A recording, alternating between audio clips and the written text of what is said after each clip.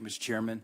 Kind of building on where the Senator Capito was going there, I guess I just heard there was not an incident that triggered these additional regulations. Is that right, Mr. Cornsey? That's correct. Right.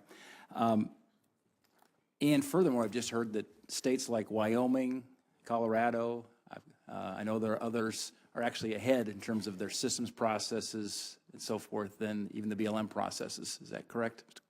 In some cases, that's true. You know, we in Montana updated our hydraulic fracturing rules in 2011. In fact, we have some of the most robust chemical disclosure rules in the country. What would I tell a Montanan right now to say that why the federal government knows better than we in the state? What do I tell a Montanan right now when we have state-of-the-art regulations in place and it's working beautifully? We've got to drink the water, breathe the air, recreate on these lands. It's close to us. We want to preserve and protect it. What do I tell a Montanan around why the BLM come in and tell us a better way to do it? So without knowing we would want to sit down and look side by side in terms of if there are differences. My guess would be if you do have one of the most forward-leaning disclosure rules in the country, that our rule will not change the standards that you have to follow. So I think what you would tell a Montanan is the federal government, which has responsibility to a nationwide regulated community, to all Americans, has made sure that the standards we have, that there's a similar standard nationwide to what we've done in Montana. So we in Montana can be proud that. But we pay a lot of federal taxes as well. I think they'd ask themselves, what are we getting for our return on investment of having federal hours and tax dollars spent with the redundancy, arguably putting regulations in place that are even backward-looking versus states that really have forward-looking and state-of-the-art regs? Well, I think it's important to understand how oil and gas regulations work. So this goes back to the states and the federal government working together. So I think the gentleman from Wyoming said, you know, that has not been the case in hydraulic fracturing because BLM has not had a modern rule. We had one in the early 1980s, but it had to be revised to sort of catch up to modern practice, which is what we've done. But in all other areas, since 1981, the Bureau of Land Management has updated 37 different oil and gas regulations, right? So to us updating and in a dance on this nationwide scale with states is nothing new. Some states are ahead of us, some states are behind us, and this is how the process has rolled forward. Yeah, well, but I think for your Montana, right, you can say, you know, look, this is not an onerous rule. This is a common sense rule that dovetails well with what we have and should. Well, I can tell you, most Montanans, when the federal government comes and says this is not going to be an onerous rule, we don't believe it, just based on our experience. And I guess this really leads me to another question, which is looking at just geological differences and so forth here across the country as we look at hydraulic fracturing. Can you help me understand the thought process of BLM when this rule is designed without application to legacy shallow gas wells in conventional fields? Can you restate the question? So the rule did not take into account the application of legacy shallow gas wells in conventional fields? Well, anyone that drills a well after, you know, June 24th, I believe the day is, you know, will have to follow this if they're using hydraulic fracturing. So it applies shallow. I thought there was an exception for the rule for shallow gas wells. Not that I'm aware of. If I'm incorrect, I'll come back to you on Okay, because more than half the wells in Montana will need exceptions to that rule. So I'm just concerned, and this approach is a one-size-fits-all, when clearly it's looking at geology. There's a lot of difference between deep and shallow wells. How many years has the BLM been working on this rule? I believe, Secretary Salazar held a forum in, I believe it was October of 2010, October or November. And so it's been about 5 years, roughly. Yeah. Now, I'm understanding the rule needs to be implemented really less than 90 days after it was released in March. Is that correct? That's true. And by law, we're only required 60 days. We extended 30 additional days because we were doing outreach with industry and with states and making sure that we have more time. Yeah, if it was a 5-year process to develop the rule, is there a reason you're only giving the states less than 90 days for enforceability? Well, I'll tell you, throughout this process, I'm proud of the outreach that we've done and the coordination with states. I've spent time in Denver sitting down with the state of Wyoming's regulators, the state of Colorado's regulators, with Utah, with tribes. I've gone to the gone to reservations in North Dakota to sit down with tribal members and tribal regulators to understand how they're approaching this. So I think we've been robust in our engagement. And so we actually took the unusual step of having 2 different draft rules.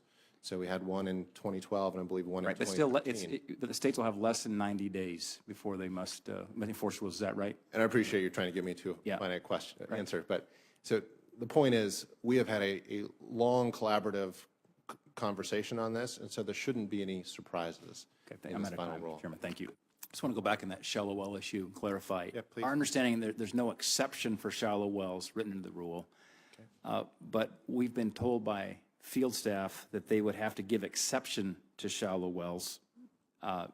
Is that your understanding? I am not read into this specific issue, so if I could follow up with you after the hearing. That's what we've been hearing back in Montana, and the point is about half of the 800 wells in Montana are shallow wells. Are these coal bed methane wells? Is that what you're talking about? We call them shallow legacy wells, and they would likely receive an exemption, but we'd have to make that application for it. And so it just, again, looks like, as Senator Lee mentioned, it's a solution in search of a problem right now. I want to turn to Ms. Gama. When the BLM rule, it says it will actually facilitate oil and gas development. Do you believe it will speed up, facilitate development of federal lands? Well, adding more federal regulation and red tape, rarely it does speed things up. I think BLM has minimized the implementation of this rule. I think they've minimized both the cost and the effort.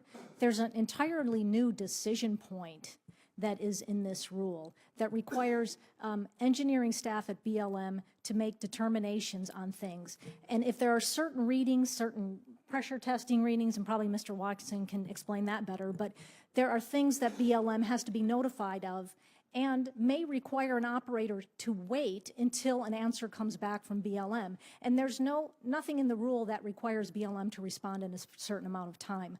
So we just don't see how this rule can be easily implemented. It's not, 4 hours of staff time when you've got additional engineering information that has to be gone through, decision points on whether the hydraulic fracturing process can go forward. And then, of course, on industry time, on industry side, this is not a simple rule to enforce. It's not just a matter of, oh, we're already doing it anyway. An operator could be already voluntarily doing most of the things in this rule, but the additional paperwork requirements and the additional information that must be supplied will just by necessity take additional staff time. So, and continue on that line of thinking, the administration has proposed to increase royalty fees and other fees for oil and gas on federal lands. Will increasing royalty fees on federal lands, in your opinion, facilitate or deter oil and gas development?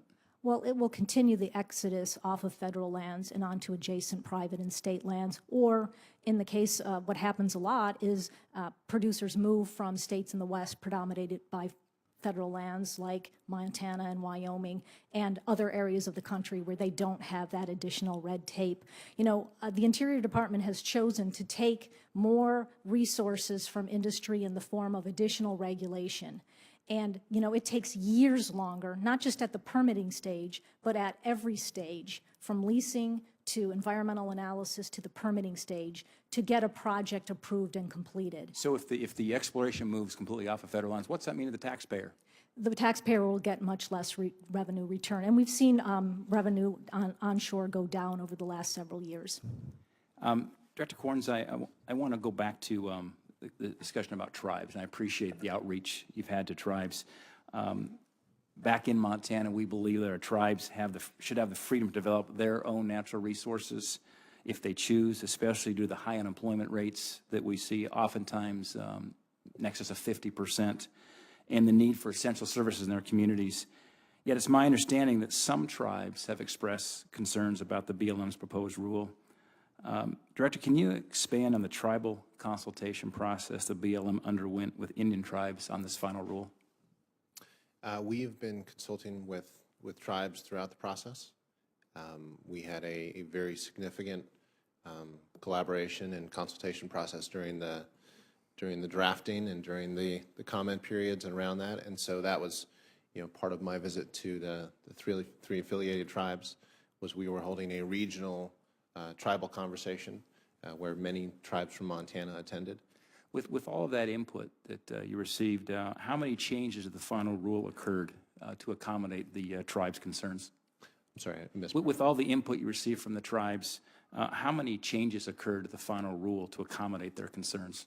I couldn't give you a strict number, but I can tell you that tribal input did have an imprint on this bill, and you can see it in what we developed. Just maybe as a follow-up, it'd be helpful just to get the specific changes made to the rule as a result of the input the tribes gave to this process. We should be able to provide that to you. All right, thank you. Thanks, Mr. Chairman. Thank you very much, Senator Daines.